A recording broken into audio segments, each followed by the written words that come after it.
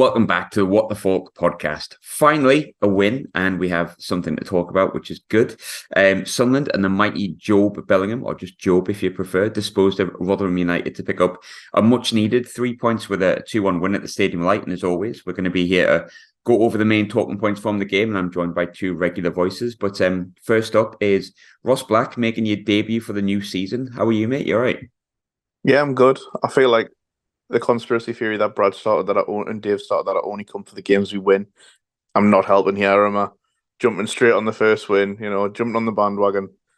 But yeah, really good. Had a good day yesterday. It was nice to have a 3 o'clock home kick-off. Get back in the routine, like pints before, a few pints after, seeing everybody who comes to the games who aren't on holiday this time after the Ipswich game. And yeah, it was after the... if we just forget everything before the Rotherham goal, I thought yesterday was good. Yeah, I agree with that. I'll dig more into it, but you're right. It was nice yesterday. 3 o'clock kick-off, like, bit easier for me because it means I can just get a decent time train down in the morning, decent time train back. But of course, both my trains there to the match yesterday from Glasgow and back were cancelled. So thanks very much to Lumo, Trainline, LNER, and all those useless train people. But I do hope you get a rise. Power to the workers. Dave, how are you doing? You all right, mate? You good? Yeah, very well, thanks, mate. Just enjoying the sunshine. Got a coffee, chat with you guys. Seems like Sunday's pretty good, does it? Yeah, World Cup final coming up as well. Good luck to the Lionesses, of course. By the time you're listening to this, you'll probably know the result, but massive good luck to them. It's a World Cup final at the end of the day, and I'm absolutely buzzing about that as well. Sorry. So, yep, great Sunday. But in terms of Sunderland, I'll come to you first, Ross. Obviously, I think win was massive. I think I said last week that we were sad and we were worried about everything, and I still am in some ways, but it's mad what a win and 3 points can do to change your mood. And we did win, and like I said, that might change our outlook on stuff. So we're speaking the morning after, 9:05.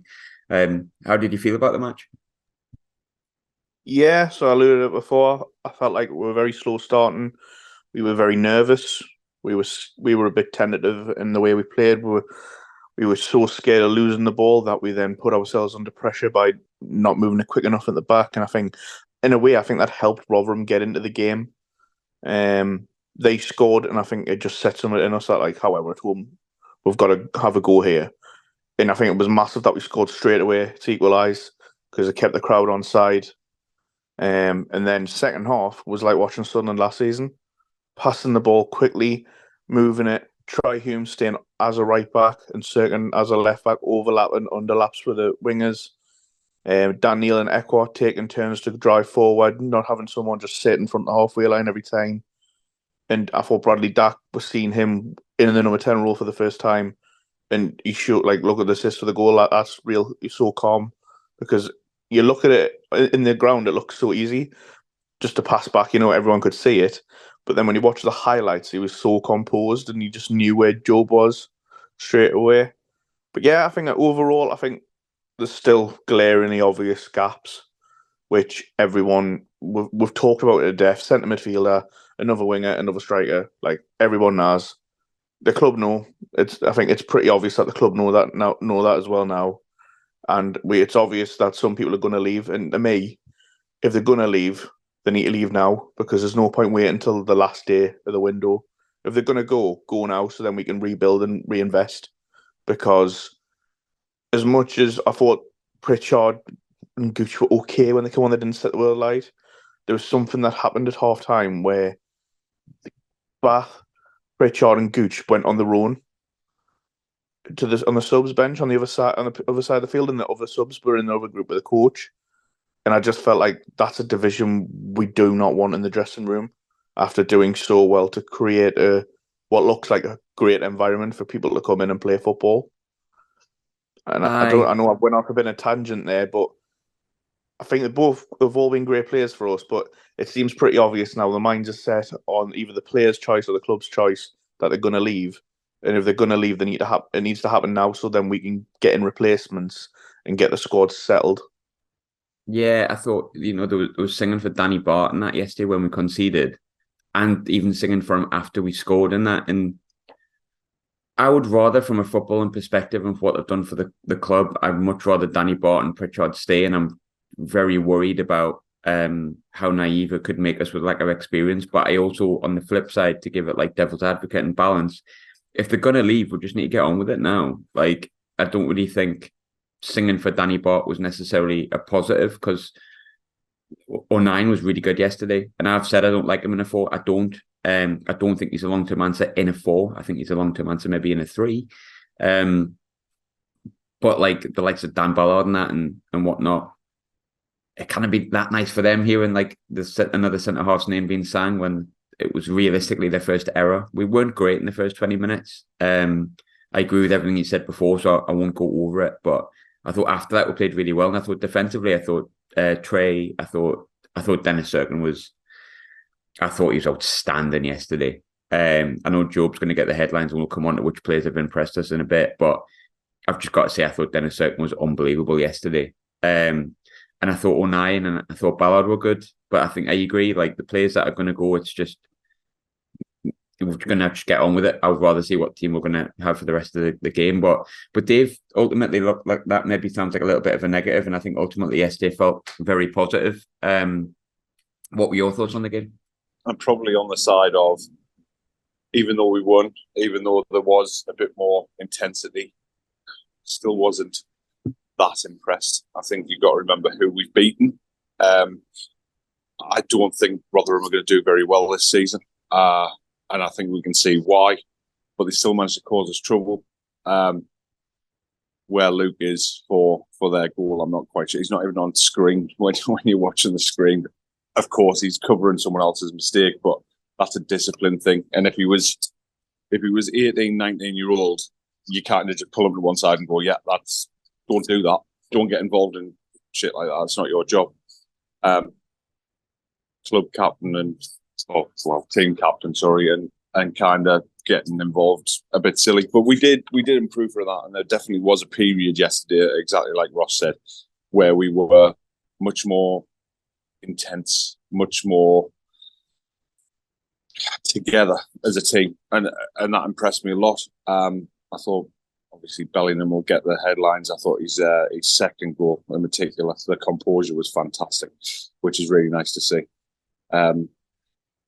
It's been a tough week mentally on Twitter, listening to both sides of the story. I think I can't remember, it might have been Ross in the group chat.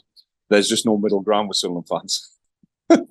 It's literally either all in or all out, and there's nothing, or certainly the people that we followed, the thousand people follow me. So if I've got 800 people on there with an opinion on football, I'd say it goes 400 each way.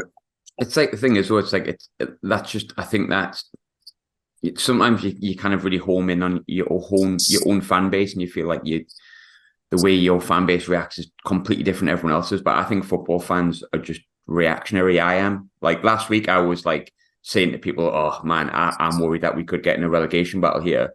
2 weeks previous, I was like, I'll take a second and put it on a recorded podcast or fourth or something. And now I'm going, it's all right, innit? It's fine. Like, I think you're just so reactive to stuff sometimes. Like, what's that thing? There's always a tweet. You could probably always find a tweet from me of contradicting myself.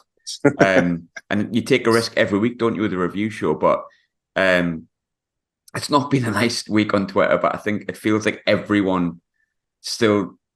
What I quite liked yesterday, coming back from the game, everyone was happy. And obviously I have the 3-4 hours, as it was 5 hours yesterday, getting back from the game. And obviously I go down with the lads and the lasses and whatnot for the game, and you get a chat, and everyone was happy that we'd won. And everyone thought from like minute 20 onwards, it was a good performance. But I think everyone still sees what's missing, like Ross said. And I think the good thing is we'll probably fix it. But I want to stay on the positive here for the moment. And one of the big positives yesterday, Ross, was the better of the Bellingham brothers scoring twice. I got to be honest, I thought Jobe I didn't think he was great last week. I thought he was good against Ipswich, and I thought, naturally a 17-year-old kid, I'm not going to expect him to be amazing straight away. I thought he was really good yesterday, and I was like, oh, hang on a minute. Actually, I think we might have done Birmingham over a little bit here, because he looked really good, didn't he? Yeah, he looked really good, and he was out of position as well. Remember that he got put further up field, which is a different story altogether. We'll talk about that. I'm sure we'll go it all down. But individually, as a performance for a 17-year-old kid to play like that with a maturity, and they're just. I think what's really good about him is he's got a footballing brain. You can tell that he was a step ahead of a lot of the Rotherham defence yesterday, like getting in front, the little flicks, but also it just when he loses the ball, his determination to go and get it back. Something he lost the ball in a 50-50, then he just sprinted like 10 yards and he slide tackle and got it back, and I thought that was brilliant. But his composure for the goals, we scored a header with a team full of midgets. He's one of our giants. And to be fair, he's probably going to get even taller, 17. Sure, he grew at like 21. So he could be about 7 foot by the time he finishes growing.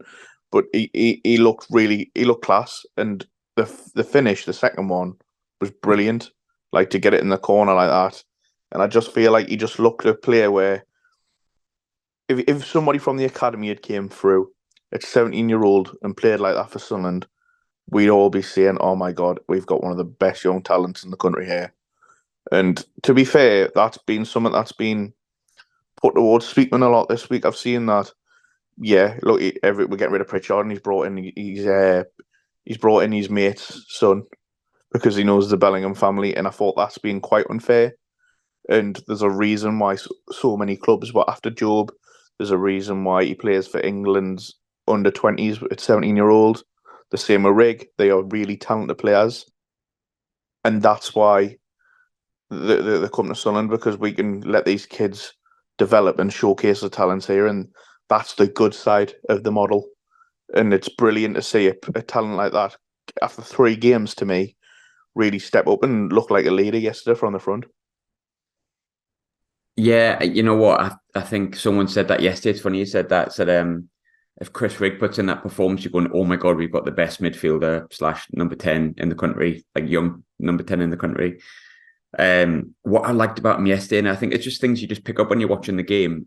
O'Nien like ushered the ball out a bit and was really strong, and like I think it was in the last sort of 15 minutes, and like he proper like clapped him like Bowley-esque, like well done, son, well, and I'm like, you're 12-year-old, like you shouldn't know to do that, like you should just be like in that.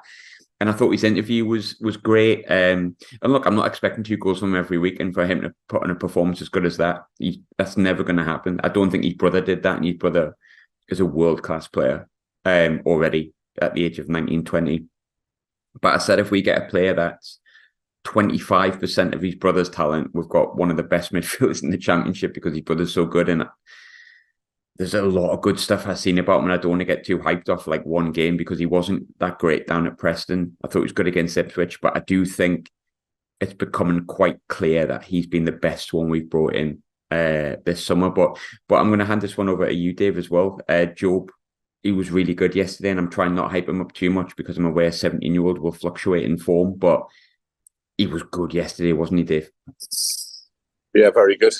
Stepping up to a player that he really shouldn't be having to step up to and kind of take upon himself. He's big, he's strong, he's powerful. You can see that already, although he has got some filling out to do. I think he'd become a more powerful runner as he gets a little bit of fills out a little bit. I think once we get, I'm sure it's something you'll come on to, but I was quite impressed, wrong word, but I was enthusiastic about Mowbray's comments yesterday about the centre forward coming in. Essentially someone who's going to be a proper out and out forward, someone who can run in behind, someone who can hold the ball, which I think then just enhances Jobe even more. I think if he's got someone up there to do that and take the physicality aspect of holding the ball up, and Jobe did it once in the first half yesterday, I was like, oh, we've clicked on. If we put the ball into Jobe's feet, he can actually like knock it off and spin, or he can turn it around the corner.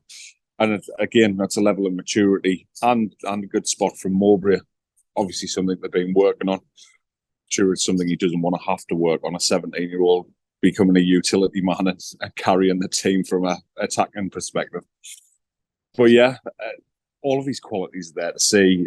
It seems really clear why Birmingham, 1, didn't want to lose him, and 2, why we were chasing him so hard.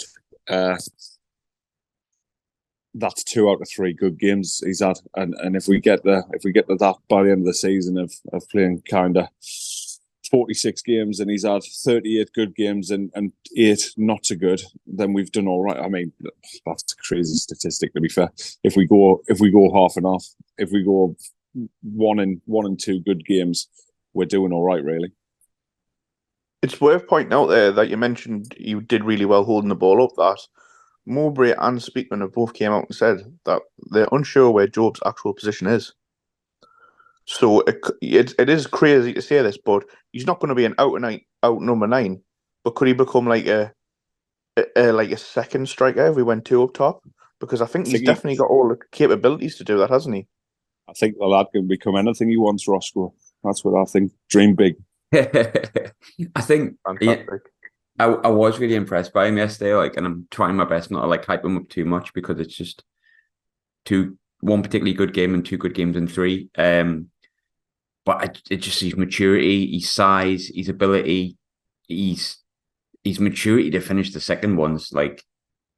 How many 16, 17-year-olds put that over the bar because they get excited, and you go, oh well, 17, it's all right, and he took it I don't know, a prime centre forward, being I'm putting this in the bottom corner. He knew exactly what he was doing before he hit the ball. But it's pretty clear we thought Jobe was really good yesterday. But Ross, there was a lot of impressive performances, I thought, from 20-minute onwards, and some even the full 90. I pinpointed Dennis Serkin. I thought he was really, really, really good. I've got to be honest and say I wasn't too sure on him in League One. I thought he was a bit weak and yada yada. Completely wrong. Delighted to be wrong. I'm wrong often, and I don't mind when I'm wrong, and it benefits Sunderland. But I just thought he was great yesterday. I think sometimes he comes up against wingers and players that are obviously much bigger than him, and he just never gives in. He uses all the strength he has. And I just think he's one of the best young left-backs in the country. I think Dennis Serkin's excellent. He's always in the wars, probably why he's injured every sort of 6 weeks. But I thought he was terrific yesterday. But he wasn't the only one. There was good players yesterday. And I agree with what Dave was saying. I don't think Rotherham are great. I think they'll be bottom 5 this year. I don't know if they'll go down. I need to see the teams first. I know I tipped them, but I think they'll be bottom 5. And I think Rotherham would be quite happy if they are 5th bottom, put it that way. Their ambitions are probably slightly different to what ours are. But I think we did play well yesterday, but I wanted to pinpoint Serkin, but he wasn't the only one. Who stood out for you? Quite a few. Second half, I thought the midfield trio of Dak, Neil and Ekwa really started to influence the game. Became less rigid. So the first half, it was pretty clear to say that we were sticking with Ekwa being the CDM, and then Neil evidently a lot further forward. But I think second half, Mowbray gave up on this experiment of try Hume become the centre midfielder on the ball, which made Hume and the team look much better. And it meant Ekwa and Neil got closer to each other, and they were passing it off each other. Look how high up Ekwa was to win the ball for the goal. That's what he's good at. He presses high, and I just thought the trio of them 3 really impressed me second half. Neil, I'm one of Neil's biggest critics, and I think we're playing him further up the field. I can see the benefits to it, but then I think for the team with Ekwa there, he's better off a bit deeper, which I think he did in part second half. But you look at his stats; he's done really well so far this season, and if he can add assists and goals to his game, then you know what I mean. That's a massive part of being a number 8, essentially centre midfielder, where you can do the defensive work and the attacking work. And then a shout out to Bradley Dack. I think the slow start didn't help him. I think Mowbray got it wrong, pulling him up front. He's not a striker. You know what I mean? He's not a striker. And then he got played on the right, I think, or left when Roberts went off. He moved over the left a bit. Then Pritchard moved over, and it was all a bit messy.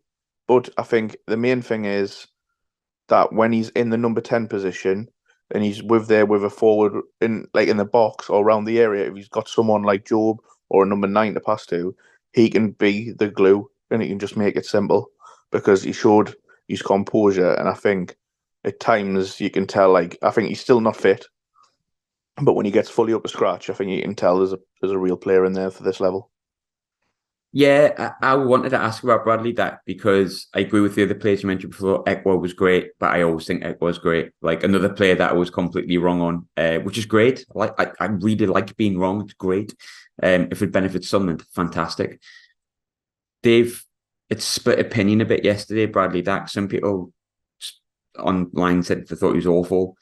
Some people thought he was great. I thought he had a really good game yesterday. I thought we touched on it before. His composure for the assist for the second goal was great. I think he picks Jobe up brilliantly. I think a lot of people go at it themselves and don't see the pass, which is obviously the better move. I don't think he was helped by the first 20 minutes played as a striker, but he's not a striker. That's not his fault.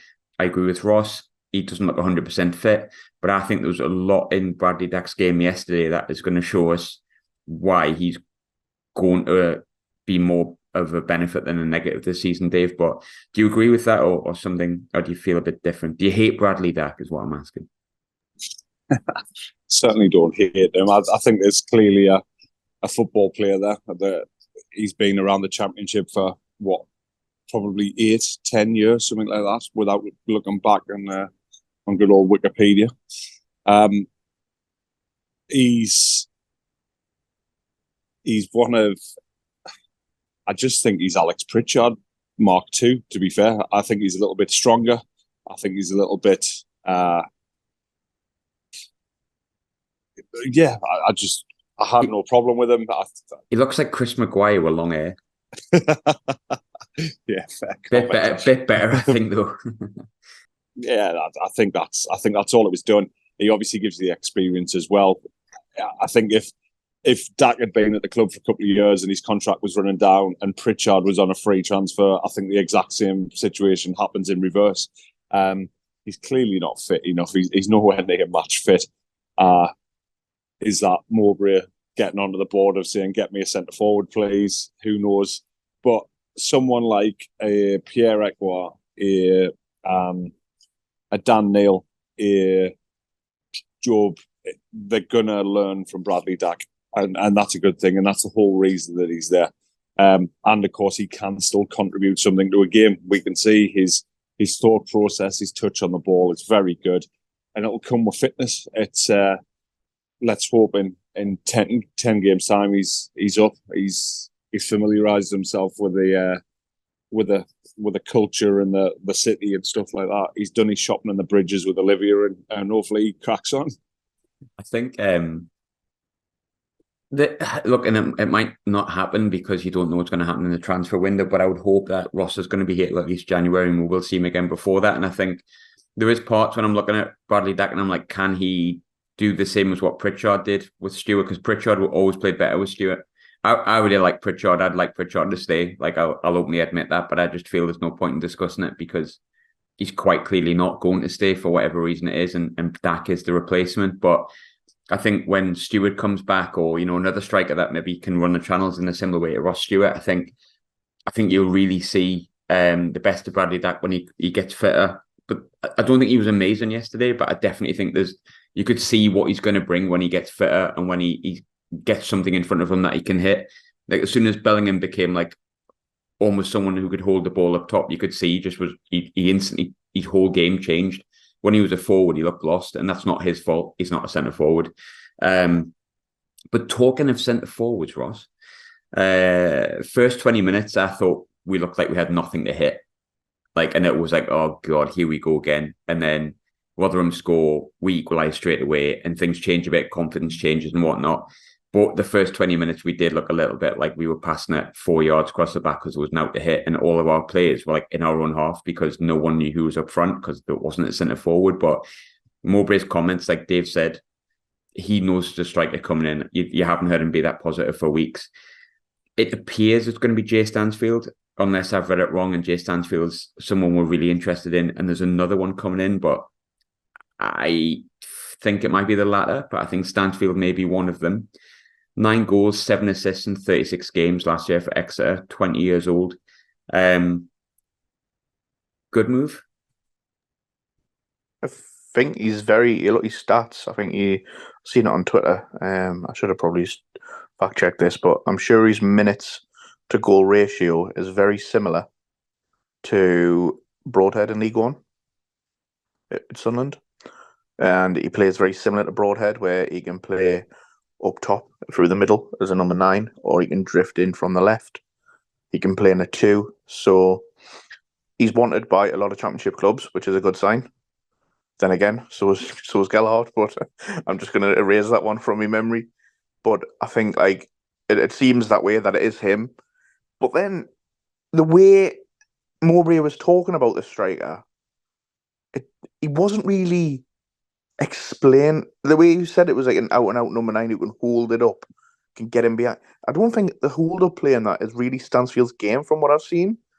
So is Stansfield another? I think it's another. Like the way I read it, I was like, he was talking about a striker, and then someone asked him about Stansfield, and he seemed to almost be like, "Oh yeah, we're in for that one as well." I could be completely wrong. I know nothing about who we're bringing in terms of the centre forwards, but it did sound to me like Stansfield was an extra option, as opposed to someone else coming in that would maybe be a bit more of maybe an experienced player in the mould of Hamir a little bit. Or I think to me, yeah, I feel like he would be like this. I think we need 2 strikers in. That's obvious, but I think if we get Stansfield in, he could be the second striker. You know, like the Broadhead was to Stewart. So if we're wanting a number 9, and to me, he was explaining Kiefer Moore, which would be a brilliant signing. And this is just a total guesswork, by the way. Oh yeah, same. I love someone like that. But I think he would be a great focal point for the way we play, and he's someone who is clearly not getting a game at Bournemouth. So I just feel like it's going to come out of nowhere, this signing. And one thing I will say about the club is they keep the actual signings, majority from the British clubs, under wraps until it's about to happen. So it seems like it's good. I think we'll get one in. I think Mowbray was even seen to be up here today. So yeah, hopefully sooner rather than later. But we're definitely active. I think the pennies dropped that we need at least 3-4 players. You've also got I don't know a great deal about him, but I know you know a bit more. Jesu Runraksaki, I think he's called, from Palace. I know nothing about him, I've got to be honest. But from what I've read just before the pod, I understand, people from Palace at our game yesterday to see if we're like the suitable club for him. Leicester have been looking at him. He was on loan at Charlton last year and scored a ridiculous amount of goals. In the Diallo mould kind of player, the way that he plays from what I can see, and I've only seen a little bit, and seen as a long-term replacement for Zaha. Looks like he might be coming in, hopefully. You know a bit more about him, Ross. Good signing? Yeah. Oh, yeah, be fantastic. I think any club in the Championship he would make an impact in. I think you look at the reaction to Charlton fans, and the Charlton fans were saying that he's probably the best player they've had there for over a decade. At League One level, he scored 14 goals in a team that finished mid-table from the wing. He's so skillful. He's quick. I say very Ahmad-like, but I think he's a bit more direct. So he's like a bit more like Roberts or Clark, where they're straight to the byline or run at people. Whereas I think Ahmad was a bit more skillful. But to be fair, this lad's, like I say, I've only watched him a few times, but when I have watched him, I've been impressed. And the fact that Palace were led to believe, had people at the game yesterday watching us to see if we'd be a suitable party is it sounds promising, but I think, like I say, a lot of clubs in the Championship will be after him, and it might also come down to our own fee, because that's how football works now. You've got to pay to get players on loan. Yeah, true. I think we got quite lucky with Diallo, where we didn't have to pay that much for his wages last year, but that's a few and far between. But I think, you know what feels a bit more positive? We can all see what we need. I still think we need a defensive midfielder in there, but fingers crossed we get what we need, because we're only 2 or 3 players away from being a really good side that can cause a lot of teams a lot of damage. But the parts that we need are absolutely vital. They're not parts that you can just kind of cobble together and hope it works out. But Dave, we had a couple of Leicester questions. I liked doing this last week. I thought it was fun. I had a lot of in-jokes, which I'm not going to bother with because that would just be ridiculous. But looking at you, Dave McCluskey. One particularly good one from Chris Swinton. It looks like Jewison's gone out on loan. I think he's desperate for it. He needs minutes and he needs to start adapting to this league, and he's not going to get the minutes here, it looks like. But do you see anyone else going out on loan, or do you think there's any of the players that should go out on loan from the squad to basically improve their chances of getting in our first team? Yeah, I think anyone who's going to be inactive for the season just should.